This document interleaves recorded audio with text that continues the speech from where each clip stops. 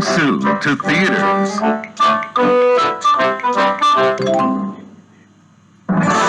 In 2003, Walt Disney Pictures presents your favorite little friend on the big screen. Piglet's big movie, coming only to theaters.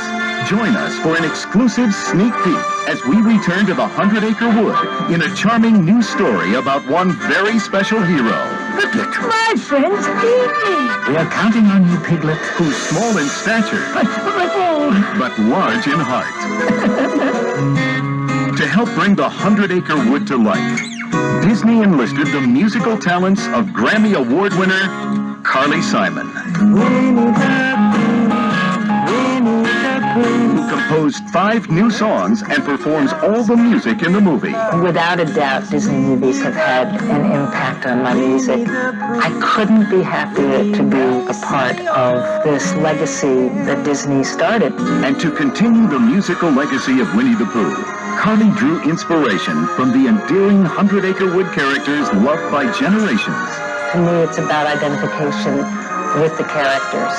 Each of the characters personifies something about human beings. You say, oh, I'm a little like Tigger, and I'm a little hyperactive today. Or you say, this is a sort of Piglet kind of day, where I have a little low self-esteem, where I feel very small. But when Pooh and his friends get in trouble, Piglet finds out that even though he's small, he can still do big things. With a few good friends and a stick or two, we can build a house at a corner called Pooh. Piglet has so much spirit and energy, and he has a lot of humility. That's the thing I like best about Piglet. I'm so big! Silly Piglet. Walt Disney Pictures proudly presents Piglet's big movie. Coming only to theaters, April 2003.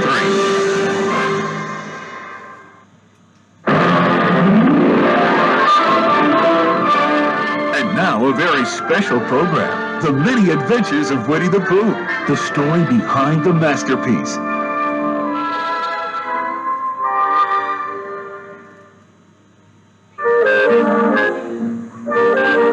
When you think of the most popular character from literature for children, who do you think of?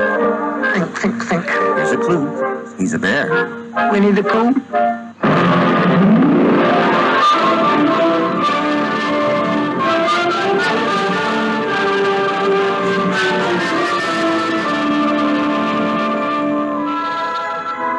The stories about Winnie the Pooh and his friends in the 100-Acre Wood have become beloved classics, translated into dozens of languages and adored by children around the world. For them, he's the lovable, huggable friend who shares their innocence and endless curiosity. For adults, Pooh represents the most admirable traits of childhood, a perception of a world filled with simplicity and beauty, and the loyalty of a steadfast friendship. Silly old bear. When Walt Disney began plans for an animated version of Winnie the Pooh in 1961, he realized that children in Britain and Europe were more familiar with these stories than children in America. If that was the case then, it is far from true today.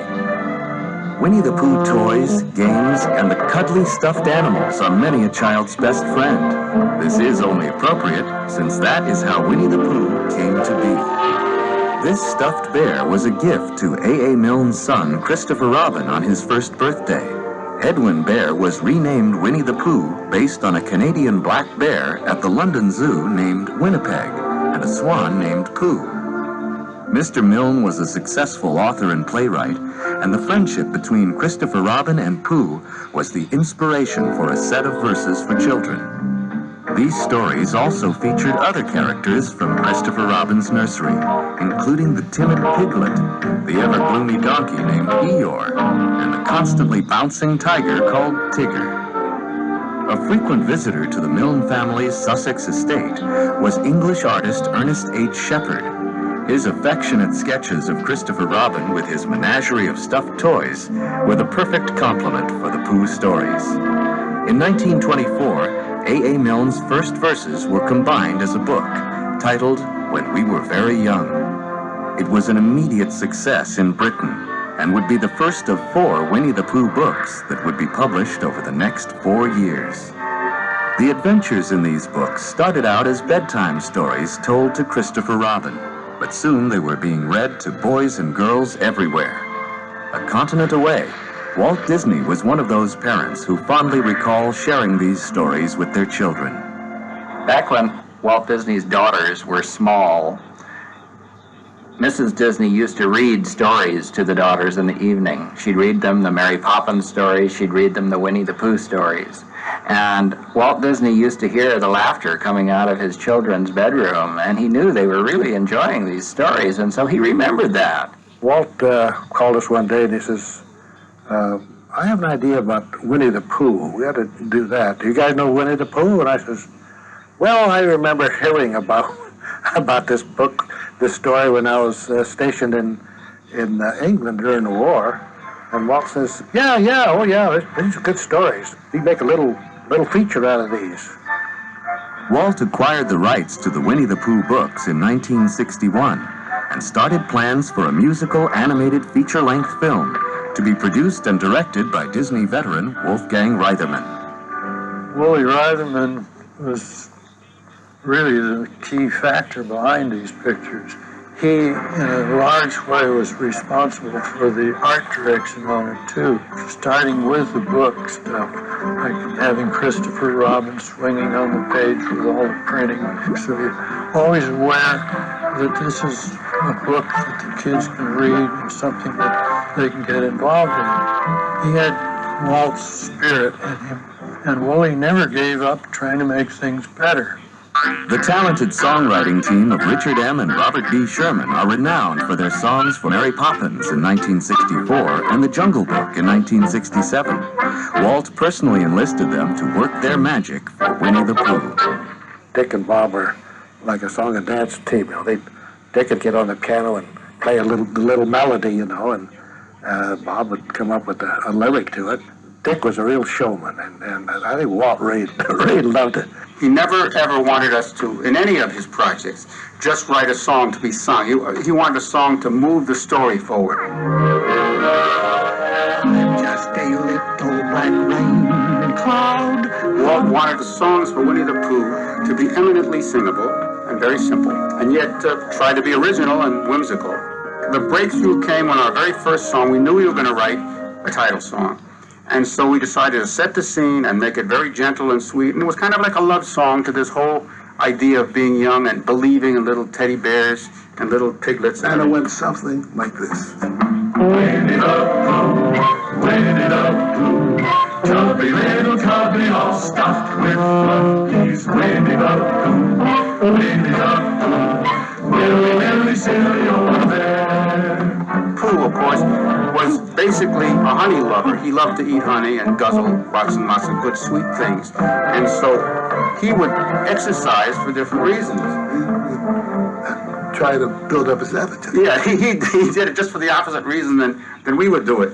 He wanted to put on weight, not lose weight. Thusly, up, down, up, down, up, down, up. When I up, down and touch the ground, it puts me in the mood.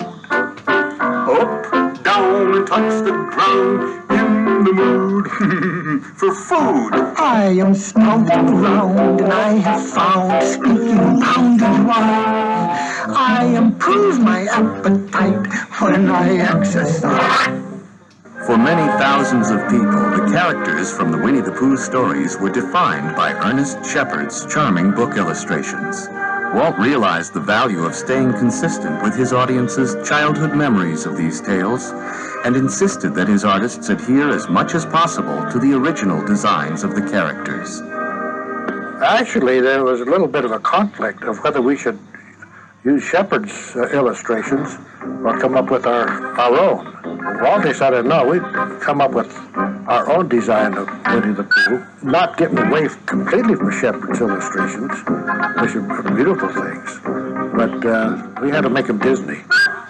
Well, we all loved the Shepard drawings when we started on the picture, and still do.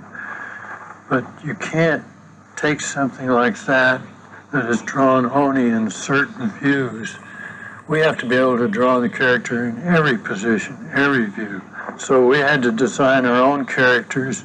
We decided to keep the eyes flexible so that the character could close and open the eyes, they could raise their eyelids, they could move their mouth around and their cheeks a little bit so you get the feeling of an expression, but they couldn't look like this, around or up that way, like Mickey could.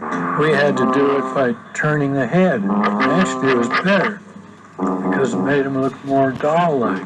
Walt was concerned that they would have more charm than substance. And he wanted to be sure that we captured the story, that we captured a strength in the characters so that they would exist on their own. They didn't rely on you having read the story.